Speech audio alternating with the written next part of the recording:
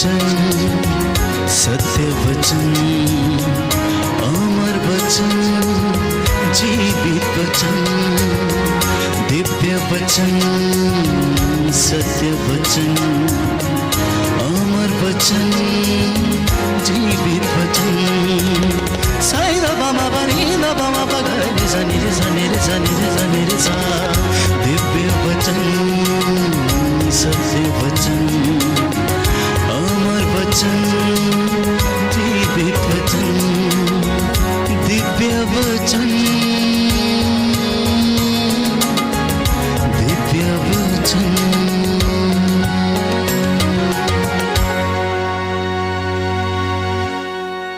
प्रियजनों, आज बहुतों के पास धन है, शोहरत है, नेम है, फेम है, परंतु मन की शांति नहीं है।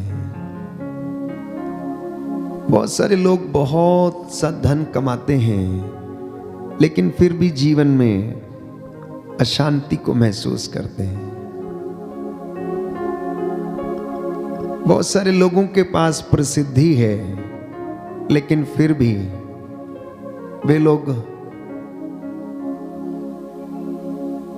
अपने परिवार में सुखी नहीं है। शोहरत है, लेकिन निराश हैं और कभी कभी अकेलापन महसूस करते हैं। बहुतों ने घर बनाए हैं और बहुत बड़े बड़े आशियाने हैं उनके, लेकिन फिर भी उनमें वे लोग बीमार पड़े हुए हैं और कई लोग तो उसमें रह भी नहीं पाते हैं। हमारी जिंदगी में हम देखते हैं कि इंसान हैबिचुअली सिक है। हमारी यह दुनिया, प्यारे भाइयों और बहनों, अधिकांशता दुख में ही दिखती है। हमारे परिवार अधिकांशता टूटे हुए हैं। बाइबल हमें बताती है कि एक धनी युवक यीशु के पास आया और कहने लगा कि मुझे स्वर्ग राज्य में प्रवेश करने के लिए क्या करना चाहिए। और यीशु ने उससे कहा कि संहिता में क्या लिखा है, और वो बताता चला गया कि संहिता में क्या लिखा है। तो प्रभु ने उससे कहा कि तुम उनका पालन करो, और उसने कहा कि मैं तो बचपन से इनका पालन करते आया हूं।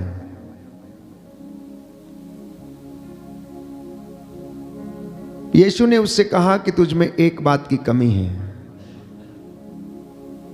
जा अपनी धन संपत्ति बेच दे और गरीबों में बांट दे, और तब आकर मेरा अनुसरण करना।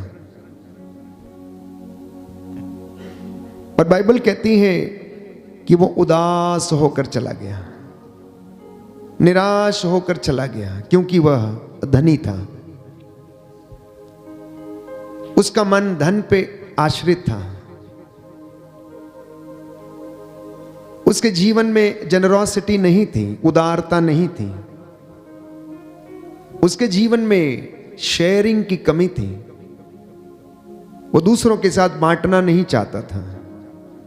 वो अकेले ही उसका उपभोग करना चाहता था।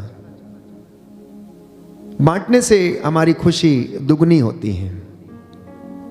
चैरिटी करने से, उदार बनने से हमारे मन को संतुष्टि मिलती है, खुशी मिलती है। ये पुण्य के कार्य हैं प्यारे भाइयों और बहनों, जिसके बदौलत इंसान के जीवन में ईश्वर की आशीष उतरती है और वो खुश रहता है। ये कार्य उसे आंतरिक शांति और आंतरिक खुशी प्रदान करते हैं। आज इंसान ईश्वर के पास जाता है मांगने के लिए, अपने निवेदन रखने के लिए, बीमारी से चंगाई पाने के लिए, अच्छी धन संपत्ति उसके घर में हो। सुबह को जब वो दुकान लगाता है या अपना कोई भी कार्य करता है तो यही प्रार्थना करता है कि आज उसकी मजदूरी पर आशीष मिले और वो अच्छा धन कमा सके। लेकिन कुछ लोग जब वापस जाते हैं तो उदास होकर जाते हैं, और कुछ लोग प्यारे भाइयों और बहनों हमें खुश नजर आते हैं। हम कौन सी श्रेणी में हैं अपने आप से पूछ कर देखें। जब यीशु इस धनी युवक से कहता है हत्या मत करो, चोरी मत करो, झूठी गवाही मत दो, पराये धन का लालच मत करो, पराई स्त्री की कामना न करो,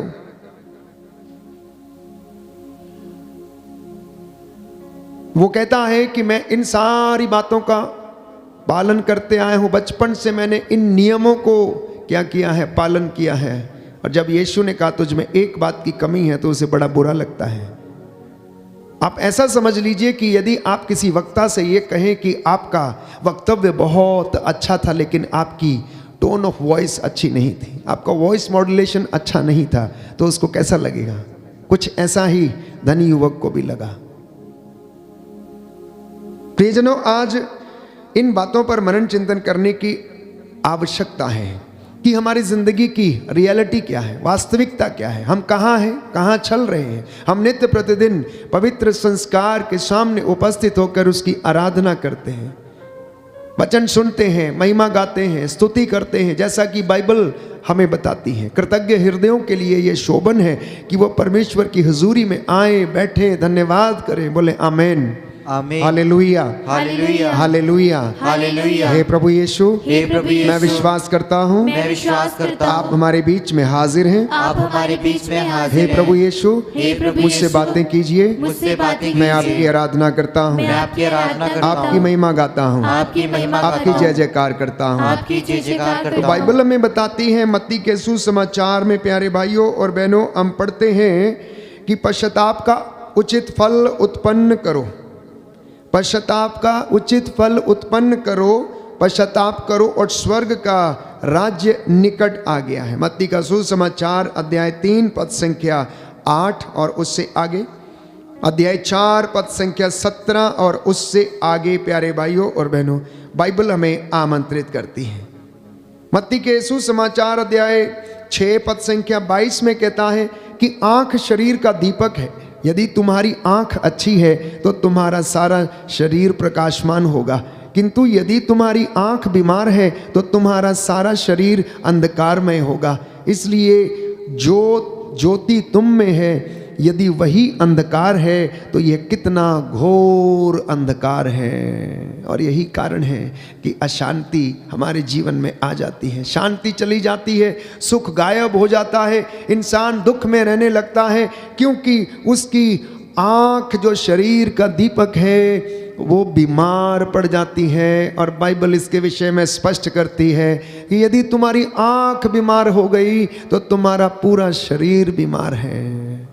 और इससे ज़्यादा बड़ा घोर अंधकार नहीं हो सकता। इसलिए प्रभु का वचन हमें बताता है कि तुम सबसे पहले ईश्वर और उसके राज्य की धार्मिकता की खोज करो, तभी तुम्हें शांति मिलेगी, तभी तुम्हारे जीवन से कष्ट दूर होगा और आप उन कष्टों को भी सुख समझकर आप उन्हें ग्रहण करोगे।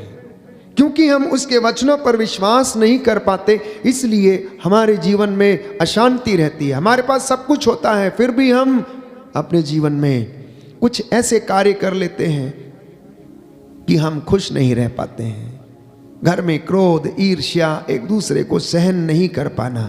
तो बाइबल कहती है मत्ती के सुसमाचार अध्याय 7 पद संख्या 24 और उससे आगे, जो मेरी ये बातें सुनता और उन पर चलता है वह उस समझदार मनुष्य के सदृश है जिसने चट्टान पर अपना घर बनवाया था। पानी वर्षा, नदियों में बाढ़ आई, आंधियां चली और उस घर से टकराई, तब भी वह घर नहीं ढहा, क्योंकि उसकी नींव चट्टान पर डाली गई थी। उसका विश्वास मजबूत था, उसका भरोसा परमेश्वर में दृढ़ था, इसलिए वो इन दुखों और कष्टों से नहीं घबराता है। उसका हौसला बुलंद रहता है, इसलिए वो आगे बढ़ता जाता है और परमेश्वर प्यारे भाइयों और बहनों उसे क्या करता है, ब्लेस करता है। इसलिए एक सुंदर घटना हम बाइबल में पढ़ते मत्ती के सुसमाचार अध्याय 9 पद संख्या 27 में कि ईसा वहां से आगे बढ़े और 2 अंधे ये पुकारते हुए उनके पीछे हो लिए, दाऊद के पुत्र हम पर दया कीजिए। देखिए इनका विश्वास, अंधे हैं लेकिन इनका विश्वास देखिए, और ईसा के पीछे जाते हैं कि ये, उन्हें विश्वास था कि ईसा उन्हें चंगा कर सकता है। जब ईसा घर पहुंचे तो ये अंधे उनके पास आए। ईसा ने उनसे पूछा, क्या तुम्हें विश्वास है कि मैं ये कर सकता हूं? उन्होंने कहा, जी हां प्रभु। तब ईसा ने ये कहते हुए उनकी आंखों का स्पर्श किया, जैसा तुमने विश्वास किया है वैसा ही हो जाए। जब आप आराधना में बैठते हैं, जब आप शाम की प्रार्थना में बैठते हैं, जब आप पारिवारिक प्रार्थना में बैठते हैं, तो आप विश्वास करना कि इस पारिवारिक प्रार्थना के माध्यम से मेरे शरीर का, मेरे परिवार का बंधन टूटेगा। और जैसा आप विश्वास करेंगे वैसा हो जाएगा। ये निरे शब्द नहीं है जो बोले जा रहे हैं, ये प्रभु आपसे बातें करता है। इस सिंहासन से वो आपके साथ बातें करता है। तो जब भी हम ईश्वर के भवन में आते हैं, उसकी हजूरी में आते हैं, जब उसके नाम पर हम एकत्र होते हैं और वचन जब हम सुनते हैं या पढ़ते हैं, तो विश्वास करना जैसे अंधों ने किया और कहा कि हम विश्वास करते हैं कि प्रभु आप ऐसा कर सकते हैं। और ईसा ने उनसे कहा, जैसा तुमने विश्वास किया वैसा हो जाए। आज आप में से जो विश्वास करेंगे, प्रभु कहता है वैसा ही होगा। यदि आप विश्वास करेंगे कि मैं इस निराशा की दुष्ट आत्मा से आज़ाद हो गया हूं, तो आप आज़ाद होंगे। यदि आप विश्वास करेंगे कि ये मैं बेरोजगारी के दुष्ट आत्मा से आज़ाद हो गया हूं, तो आप होंगे। यदि आप विश्वास करेंगे कि प्रभु मेरी आर्थिक तंगी का बंधन टूट गया है, तो ये टूटेगा। क्योंकि परमेश्वर अपने बच्चों के लिए सब चीजें मुहैया कराता है और वो उन वचनों को आपके जीवन में पूरा करता है। इसलिए उनकी आंखें अच्छी हो गईं और ईसा ने यह कहते हुए उन्हें चेतावनी दी, सावधान, ये बात कोई जानने न पाए। परंतु घर से निकलने पर उन्होंने पूरे इलाके में ईसा का नाम फैला दिया। दूसरा उदाहरण, एक गूंगा अपदूतग्रस्त, वो बाहर निकल ही रहे थे कि कुछ लोग एक गूंगे अपदूतग्रस्त मनुष्य को ईसा के पास ले आए। ईसा ने अपदूत को निकाला और वह गूंगा बोलने लगा। लोग अचंभे में पड़कर बोल उठे कि इज़राइल में ऐसा चमत्कार कभी नहीं देखा गया। परंतु फरीसी कहते थे कि ये नरक दूतों की सहायता से अपदूतों को निकालता है। उन पर अभियोग लगाते थे।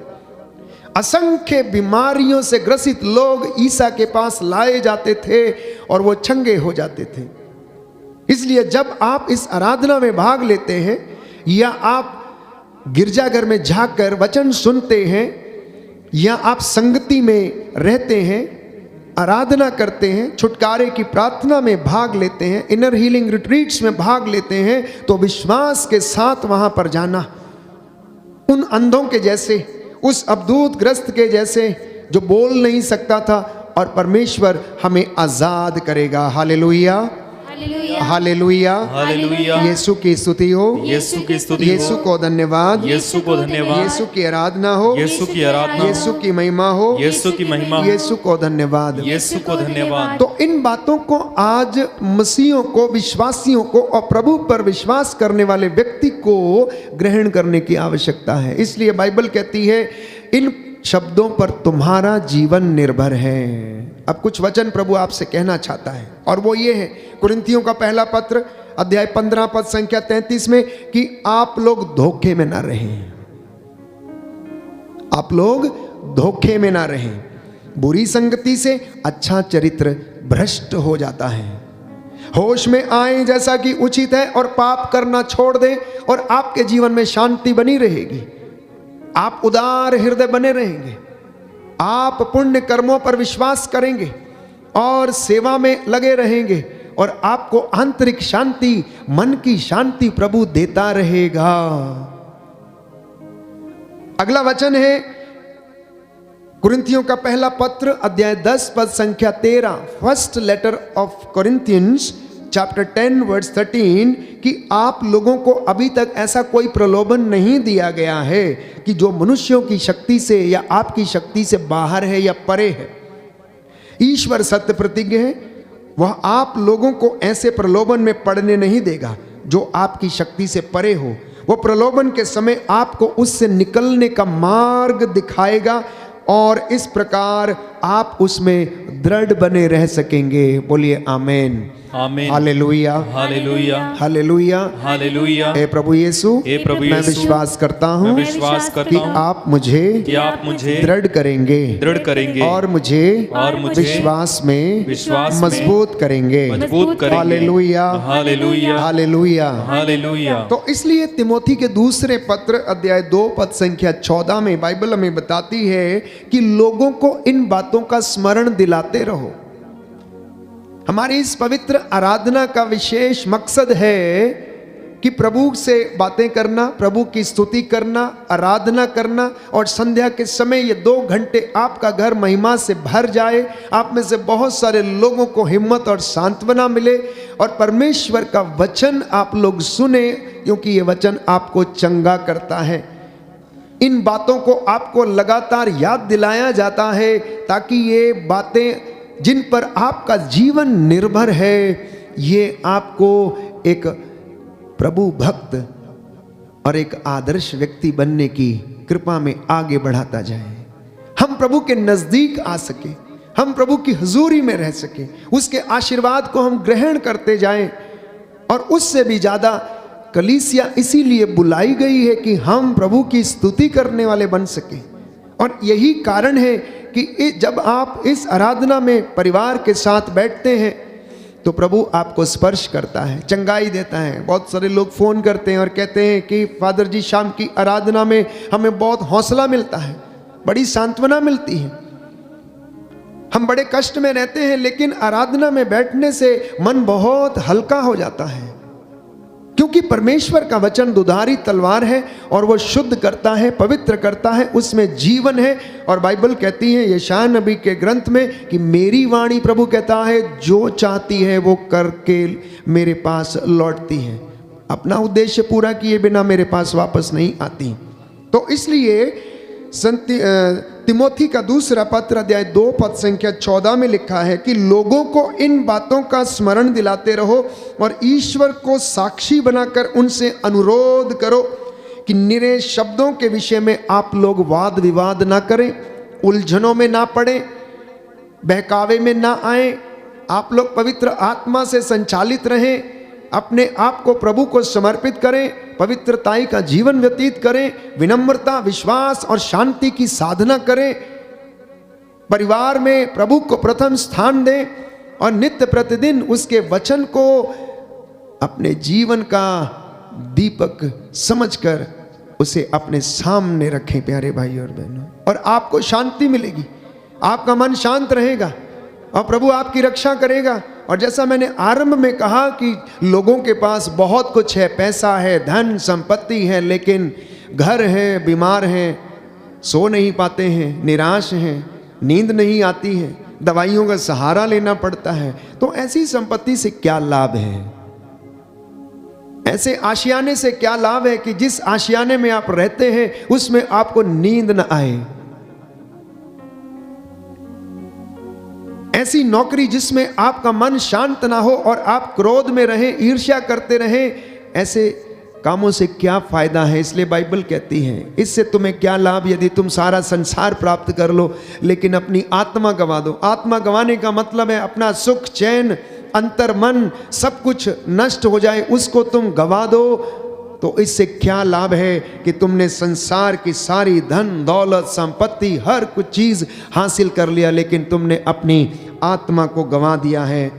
तो बाइबल कहती है कि आप लोग लौकिक वाद विवाद से दूर रहें, लौकिक व्यर्थ और बकवाद से दूर रहें। जो लोग इसमें लगे रहते हैं वो धर्म के मार्ग से दूर भटकेंगे, उनकी बातों का प्रभाव नासूर की तरह लोगों में फैल जाएगा। और ऐसे लोगों में संत पौलुस 2 लोगों का जिक्र करता है, हुमैनियुस और फिलेतुस। तिमोथी का दूसरा पत्र अध्याय 2 पद संख्या 16 में हम पढ़ते हैं। इतना ही नहीं, तिमोथी का पत्र अध्याय 3 पद संख्या 2 में हम पढ़ते हैं कि अंतिम दिनों का अधर्म कैसा होगा। अंतिम दिनों का अधर्म आप जान रहे हैं, राष्ट्र राष्ट्र पर चढ़ाई करेगा और तमाम भूकंप होंगे, हर प्रकार की हिंसा, हत्या, चोरी, लूट, भ्रष्टाचार हर तरीके से फैलेगा। जैसा मैंने आपसे कहा, भ्रष्टाचार कोई आज से नहीं, बाइबल कहती है उत्पत्ति ग्रंथ में अध्याय 6 पद संख्या 5 में हम पढ़ते हैं कि ईश्वर ने देखा कि ये मनुष्य जिन्हें मैंने बनाया था ये भ्रष्टाचार से जकड़े गए हैं और इनमें ये भ्रष्टाचार फैल गया है। परमेश्वर को बड़ा दुख लगा। तो ये तब से ही चला आ रहा है, क्योंकि बाइबल कहती है कि इंसान की प्रवृत्ति बचपन से बुराई की ओर रहती है। तो संत पौलुस समझाने का प्रयास करता है, शांति चाहते हो तो व्यर्थ की बकवाद से दूर रहो, लौकिक वाद विवाद से और बकवाद से दूर रहो, क्योंकि जो इन बातों में लगे रहते हैं वो अपने धर्म के मार्ग से भटक जाएंगे, सच्चाई के मार्ग से भटक जाएंगे और उनकी बातों का प्रभाव नासूर की तरह फैल जाएगा। और ऐसे में 2 व्यक्तियों का जिक्र किया गया, जैसा मैंने कहा, हुमायूस और फिलेतुस के विषय में। तो यदि आपका प्यारे भाइयों और बहनों शत्रु ईर्ष्या से भरा हुआ है, कटु से भरा हुआ है, तो आप उसे क्षमा करने की कोशिश करें। यदि आप परमेश्वर के पास आते हैं तो अपने आप को समर्पित करें, क्योंकि प्रभु ये चाहता है कि आपके जीवन में ऐसा हो, क्योंकि आप लोग चुने हुए राजकीय याजक वंश है। पेतरुस का पहला पत्र अध्याय 2 पद संख्या 9। क्यों ये सब बातें मसीहियों को, विश्वासियों को और जो प्रभु के अनुयायी हैं और अन्य लोग जो इन वचनों को सुनते हैं, क्यों ये यादें दिलाई जाती हैं, क्यों इनकी चर्चा की जाती है? क्योंकि बाइबल कहता आप लोग चुने हुए वंश, राजकीय याजक वर्ग, पवित्र राष्ट्र तथा ईश्वर की निजी प्रजा है। बोलिए आमीन, हालेलुया, हालेलुया, हालेलुया, हालेलुया। हे प्रभु यीशु, हे प्रभु यीशु, मैं विश्वास करता हूँ, मैं विश्वास करता कि हूँ आपने मुझे चुना है। कि आपने मुझे चुना है। Hallelujah, hallelujah, hallelujah, hallelujah. इस वचन के द्वारा इस वचन के मेरे द्वारा जीवन में मेरे जीवन 100 में गुना फल आ जाए। 100 गुना फल आ जाए। आमीन, आमीन। तो आप उनके महान कामों का बखान करें। बाइबल कहती है जो आप लोगों को अंधकार से निकालकर अपनी महती ज्योति के प्रकाश में लाया है, उस प्रभु का गुणगान करने की आवश्यकता है, उस प्रभु की महिमा करने की आवश्यकता है। इसलिए आपके परिवार में नित्य प्रतिदिन संध्या या सवेरे जब भी आपको मौका मिलता है, नियमित रूप से बैठकर परिवार के साथ ईश्वर का धन्यवाद करें, उसकी महिमा करें, कृतज्ञता व्यक्त करें, क्योंकि हमारी सांसें हमारी नहीं है, हमारी सांसें हमें दी गई अमानत हैं। जिस दिन आदेश आ गया उस दिन वो हमसे ले ली जाएंगी और प्राण पखेरु हो जाएंगे, शरीर यूं ही धरती पर पड़ा रहेगा, पंच तत्व में विलीन हो जाएगा, लेकिन आत्मा प्यारे भाइयों और बहनों जब तक ईश्वर के पास ना पहुंच जाए वो तब तक विश्राम नहीं प्राप्त करती। वो जहां से आई है उसे वहां पर लौटना। इसलिए संत पौलुस कहता है अलौकिक ज्योति में आप लोगों को बुला लाया है, इसलिए तुम्हारा जीना घबराए, वह तुमको कभी भी त्यागेगा नहीं। चिंता ना करे, तुम्हारी सुध ही वो लेता है, तुम्हारे आगे आगे चलता है, तुम्हारी रक्षा करता है। ईश्वर तुम्हारी ओर से युद्ध लड़ता है, क्योंकि उसने आपको चुना और अपनाया है। बोलिए आमीन, आमीन, हालेलुया, हालेलुया। हे प्रभु यीशु, हे प्रभु मैं यीशु, इन तमाम वरदानों के लिए मैं इन तमाम वरदानों के लिए धन्यवाद देता हूँ। धन्यवाद देता हूँ। हे प्रभु, हे प्रभु, अपने परिवार के साथ मिलकर अपने परिवार के साथ मैं मिलकर आपका धन्यवाद करता हूँ। मैं आपका धन्यवाद करता हूँ प्राप्त सभी वरदानों के लिए प्राप्त सभी वरदानों के लिए। Hallelujah, hallelujah, hallelujah. हालेलुया। तो विश्वास प्रभु हमें दिलाना चाहता है। यशायाह नबी के ग्रंथ अध्याय 49 पद संख्या 16 में कि मैंने तुम्हें अपनी हथेली पर क्या किया है? अंकित किया है। मैंने तुम्हें अपनी हथेली पर अंकित किया है। दुनिया की एकमात्र किताब पवित्र बाइबल इस बात का जिक्र करती है कि आपको परमेश्वर ने अपनी हथेली पर अंकित किया है। इसका प्रमाण यह है कि किसी एक व्यक्ति के हाथ की रेखा दूसरे व्यक्ति से नहीं मिलती, और यह कारीगरी ईश्वर के अलावा कोई दूसरा व्यक्ति नहीं कर सकता। दुनिया के सैकड़ों करोड़ों लोगों की संख्या में कोई एक व्यक्ति ऐसा नहीं जिसकी हाथ की रेखाएं दूसरे व्यक्ति की रेखाओं से मिलती हो। और बाइबल कहती है यशायाह नबी के ग्रंथ अध्याय 49 पद संख्या 16 में कि मैंने तुझे अपनी हथेली पर अंकित किया। तुम्हारी चार दीवारी कहता निरंतर मेरी आंखों के सामने रहती है। तुम्हारे घर की चार दीवारी निरंतर मेरे आंखों के सामने रहती है। और गरुड़ की तरह अपने पंख फैलाकर बाइबल कहती है वो आपको और मुझे ढक लेता है। बोलिए आमेन, आमेन, हालेलुया, हालेलुया। हे प्रभु, प्रभु, मैं विश्वास करता हूँ मैं विश्वास करता हूँ आप मुझे अपने पंखों की छाया में अपने पंखों की छाया में ढक लेते हैं। ढक लेते हैं। Hallelujah, hallelujah, hallelujah, hallelujah, hallelujah, hallelujah. एक सुंदर गीत है, हम गाते हैं तेरे प्रेम की छाया सदा मेरे जीवन पर छाई रहे, सदा मेरे परिवार पर बनी रहे और मैं यूं ही बढ़ता जाऊं। हम उस बात को अंगीकार करें इस गीत के माध्यम से। और बाइबल हमें याद दिलाती है यशायाह नबी का ग्रंथ अध्याय 54 में पद संख्या 17, book of Isaiah chapter 54 verse 17 कि हर वो शस्त्र जो तेरे खिलाफ गढ़ा गया है अब वो सफल ना होगा, इसलिए आप घबराना नहीं। कभी कभी कष्ट हमारे जीवन में आता, परेशानी आती है। यूं समझ लीजिए कि आप एक घाटी से जब नीचे उतरते हैं तो वैली से होकर आपको जाना पड़ता है और फिर से जब आप दूसरी घाटी की चोटी पर जाते हैं तो फिर से हमें हॉराइजन्स दिखने लगते हैं। वो समय हमारी जिंदगी का एक ऐसा समय होता है जिसे हम ट्रांजिशन पीरियड कह सकते हैं। हर व्यक्ति एक ट्रांजिशन पीरियड से होकर गुजरता है। ये जिंदगी की हकीकत है।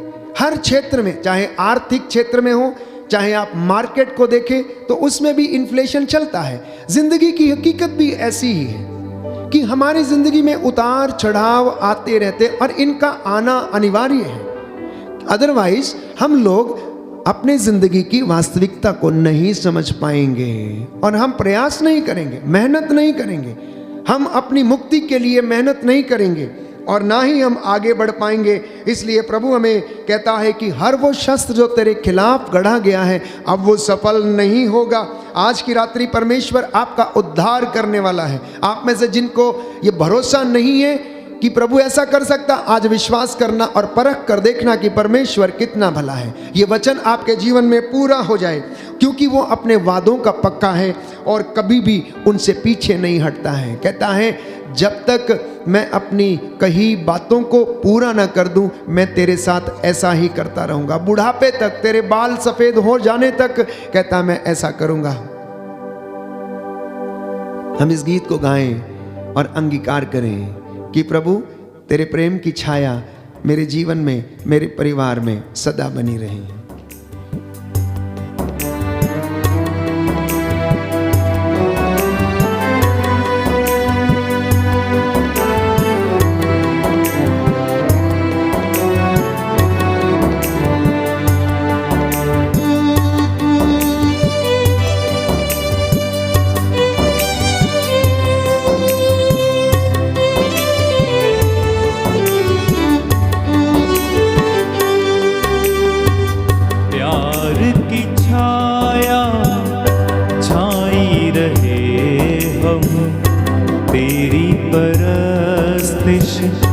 करते रहे तेरे प्यार की छाया छाई रहे, हम तेरी परस्तिश करते रहे।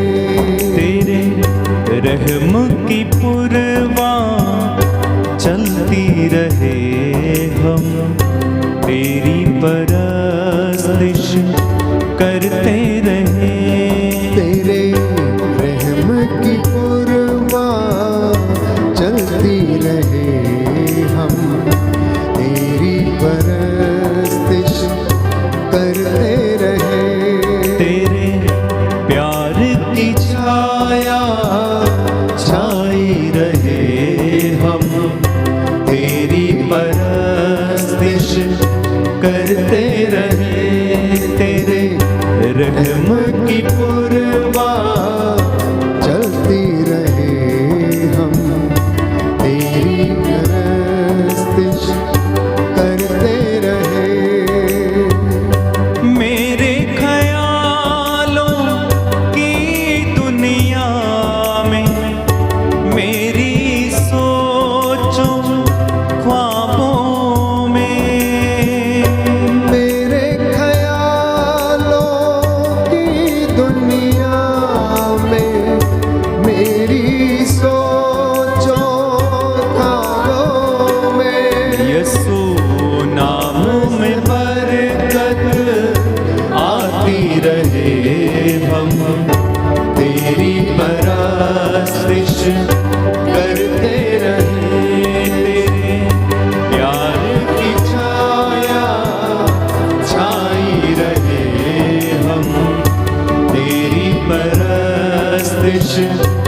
करते रहम की पुरवा तेरे रहम की पुरवा छाई रहे हम तेरी परस्तिश करते रहे। रूह का मस्सा जब हम पर छाए और मामूरी बढ़ती जाए। रूह का मसा जब हम पर छाए और मामूरी बढ़ती जाए। रूह का मस्सा जब हम पर छाए और मामूरी बढ़ती जाए। रूह का मस्सा जब हम पर छाए और मामूरी बढ़ती जाए। हम घटते रहे तू बढ़ता रहे, बस तेरी परस्तिश करते रहे। तेरे प्यार की छाया छाई रहे हम, तेरी परस्तिश करते रहे हम, तेरी परस्तिश करते रहे हम, तेरी परस्तिश करते रहे। तो सांत्वना का वचन बाइबल हमें बताती है, यशायाह नबी का ग्रंथ अध्याय 51 पद संख्या 16, प्रभु कहता है कि मैंने अपने शब्दों को तुम्हारे मुख में रखा और तुमको अपनी हाथ की छाया में मैंने छिपाया। मैंने आकाश को स्थापित किया और पृथ्वी की नींव डाली। सियोन से मैंने कहा कि तुम ही मेरी प्रजा हो, और आज आपसे भी यही कहता है कि तुम मेरी प्रजा हो, तुम मेरे बच्चे हो। मैंने तुम्हें चुना, मैंने तुम्हें पवित्र किया, मैंने तुम्हारे लिए चमत्कार दिखाए। मेरे प्यार में कौन सी ऐसी कमी रह गई थी कि तुम मुझे धोखे पे धोखा देते हो? तुम क्यों मुझसे दगा करते हो? तुम क्यों मुझसे दूर चले जाना चाहते हो? ओ मेरे बेटे, मेरी बेटी, तू मेरे पास लौट कर आ। मैं तुझे प्यार करता हूं क्योंकि मैंने तुझे अपने हाथ की छाया में छिपाया। मेरे पुत्र, मेरी पुत्री, मेरे बच्चे, तू मुझ में रह और मैं तुझ में रहूंगा। प्रियजनों, यीशु के वो हाथ बढ़ई के हाथ थे, और जानते हैं कि बढ़ई के हाथ कारीगरी के हाथ हैं। उसके हाथ में क्या छिपा हुआ है? आर्ट छिपी हुई है। वो ऐसी कारीगरी करता है कि एक खराब से खराब लकड़ी के लट्ठे को भी एक चमकती हुई चीज, शोकेस में रखने वाली चीज वो बना सकता है। इंसान के साथ भी वो ऐसा ही कर सकता है, क्योंकि उसके हाथ कारीगरी के हाथ हैं। उसने इस सृष्टि को अपने हाथों से बनाया है। उसने अंधों की आंखों को छुआ और उनमें रोशनी आ गई। कोढ़ियों को उसने स्पर्श किया तो प्यारे भाइयों और बहनों चंगे हो गए। उसने नाइम की विधवा के बेटे की अर्थी को छुआ तो उसमें जान आ गई। पतरस की सास को जब वो बुखार से पीड़ित थी, उसका हाथ छुआ तो उसका बुखार जाता रहा। जेरुस की बेटी से जो मर चुकी थी, उससे कहा तालिथा कुम्मी, उठ। ओ लड़की, मैं तुझसे कहता उठ, तो वो उठ बैठी। यीशु के ये हाथ प्यारे भाइयों और बहनों आशीष देने वाले हाथ हैं, उद्धार देने वाले हाथ हैं। उन हाथों से जो लहू बह निकला वो मेरे और आपकी शिफा के लिए काफी था, मेरे और आपके पापों के उद्धार के लिए काफी था। उसने अपने हाथों में कील ठुकवाए, वो क्रूस के ऊपर चढ़ गया। अगर हम देखें तो बचपन से यीशु का लकड़ी के साथ बड़ा अच्छा नाता था। बचपन में वो पिता के साथ बढ़ई का काम करते थे और लकड़ी को रंदा लगाना, काटना, साफ करना, चमकाना और अंत में उसी लकड़ी के ऊपर अपने प्राणों को निछावर कर देना। जिस तरह से एक बढ़ई प्यारे भाइयों और बहनों उस खराब लकड़ी के भीतर से भी एक बहुत अच्छी लकड़ी की प्रतिमा बना सकता है, वैसे ही उस क्रूस को प्रभु ने पवित्र कर दिया। जो श्राप का चिन्ह था, अभिशाप का चिन्ह था, जिस पर अपराधियों को लटकाया जाता था, वही क्रूस की लकड़ी आज मेरे और आपके लिए उद्धार का कारण बन गई। जब हम उसे देखते हैं, कलवरी का नजारा हमारी आंखों के सामने रहता है। उस क्रूस से जो खून की धारा बह निकली थी वो हमें शुद्ध करती जाती है। इसलिए यीशु के ये हाथ जो प्यारे भाइयों और बहनों कारीगर के हाथ हैं, वो नया बनाने वाले हाथ हैं, आशीष देने वाले हाथ हैं, संभालने वाले हाथ हैं, उद्धार देने वाले हाथ हैं। क्योंकि बाइबल हमें कहती है कि मैंने तुम्हें अपने हाथों की छाया में छिपाया है। वो चंगा करने वाले हाथ हैं। जैसा मैंने कहा कि यीशु बढ़ई के घर में पाला पोसा गया। बढ़ई जो चीज़ें बनाता है, उन्हें सजाता है, उन्हें सुधारता है, नई आकृति बनाता, नया डिज़ाइन बनाता है। वैसे ही वो इंसान को भी जो टूटा फूटा है, दुख में है, कष्ट में है, निस्सहाय है, लाचार है, शोषित है, वो उसको क्या कर सकता है? सजा सकता, संवार सकता, बना सकता है, उद्धार दे सकता है। आज इस बात पर विश्वास करना और प्रभु आपके जीवन में शांति देगा आपको। आप कभी अशांत नहीं रहेंगे जब हम इन वचनों पर भरोसा करेंगे। देखिए, कष्ट और दुख, सुख और दुख, ये जिंदगी के दो पहलू हैं। अगर आप दुख देखते रहेंगे तो हमें दुख ही नजर आते जाएंगे, लेकिन यदि हम सुख देखना शुरू करेंगे, सकारात्मक रहेंगे, तो हमारा हौसला बुलंद रहेगा। क्योंकि इंसान के लिए विश्वास का दृढ़ होना अनिवार्य है। जब हमारा विश्वास दृढ़ रहता है तो हमारा हौसला भी बुलंद रहता है। इसलिए प्रभु के साथ जुड़े रहें और धार्मिकता का मुकुट आपका इंतजार कर रहा है। विश्वासियों के लिए धार्मिकता के मुकुट तैयार रखे हुए हैं। बाइबल कहती है, वचन हमें बताता है कि मैं तुम्हें जीवन का मुकुट प्रदान करूंगा। प्रकाशित वाक्य अध्याय 2 पद संख्या 10। तुम्हें जो कष्ट भोगना है उससे आप मत डरो। शैतान तुम्हारी परीक्षा लेगा, कुछ समय के लिए जेल में डाल देगा, कैद में डाल देगा। तुम 10 दिनों तक वहां पर पड़े रहोगे। तुम मृत्यु तक ईमानदार बने रहो और मैं तुम्हें जीवन का मुकुट प्रदान करूंगा। बोलिए आमीन, हालेलुया। हे प्रभु यीशु, मैं विश्वास करता हूँ आप मुझे जीवन का मुकुट प्रदान करेंगे, जीवन का मुकुट प्रदान करेंगे। Hallelujah, hallelujah. इसलिए संत पौलुस लिखता है कुरिन्थियों का पहला पत्र अध्याय 9 पद संख्या 24 से 25 में कि आप अनश्वर मुकुट के लिए प्रयास न करें। आप लोग कभी ना मुरझाने वाली कृपा को प्राप्त करें और आपके लिए जीवन का मुकुट तैयार रहेगा। तिमोथी का दूसरा पत्र अध्याय 4 पद संख्या 8 में संत पौलुस कहता, अब मेरे लिए धार्मिकता का वह मुकुट तैयार है जिसे न्याय और विचारपति प्रभु मुझे उस दिन प्रदान करेंगे। पेतरुस के पहले पत्र अध्याय 5 पद संख्या 4 में कि महिमा का मुकुट, आनंद का मुकुट आपके लिए रेडी है।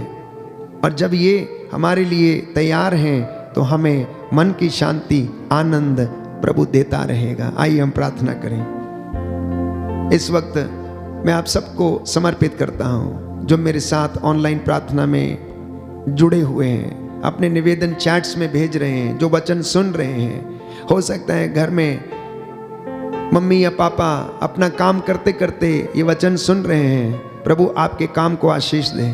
हो सकता है मम्मी घर में आटा गूंद रही होगी और वचन भी किचन में सुन रही होगी। ये वचन आपको आशीष प्रदान करे, आपके पूरे घर को ब्लेस करे। इस वक्त मैं आप सभी लोगों को समर्पित करता हूँ, जितने भी लोग इस वक्त वेदी के सामने हैं और जो दूर दराज से, देश विदेश से इस वचन को सुन रहे हैं। प्रभु आज इस वचन के द्वारा आपके जीवन में अपनी महिमा प्रकट करे। इस विशेष कृपा के लिए हम प्रार्थना करेंगे।